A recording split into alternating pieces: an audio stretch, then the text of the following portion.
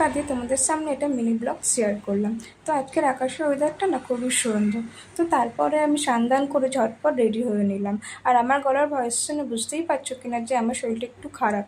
হ্যাঁ, আজকের আমার বড় মা 1 বছরের বাৎসরিক কাজ। তো দেখো এখানে দাদা কাজ করছে। আর দেখতে দেখতে 1 বছর হয়ে গেল বড় মা, তুমি আমাদেরকে ছেড়ে অনেক দূরেই চলে গেছো। তবে যেখানে থাকো ভালো থেকো, সুস্থ থেকো, সবাইকে ভালো রেখো। তারপরে ওপরে চলে গেলাম। ওপরে গিয়ে দেখছি হরিনাম হচ্ছে, আর এদিকে দিদি, কাকিমা, পিসিরা সবাই চলে এসছে।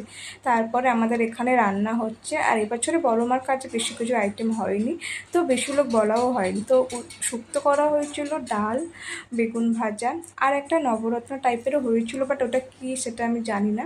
তো যাই হোক, তো খাওয়ার দরকার খেয়েছিলাম। আর একটা জিনিস তোমাদেরকে বলি কিনা, যে এটা কি একটু তোমরা কমেন্ট করে বলো। তারপর চাটনি পাপড়, আমি মিষ্টি খাই না। মেঘলা আকাশে ভিডিওটা শুরু করেছিলাম, আর বৃষ্টির মাধ্যমে ভিডিওটা এখানেই শেষ করলাম। Tata, bye bye.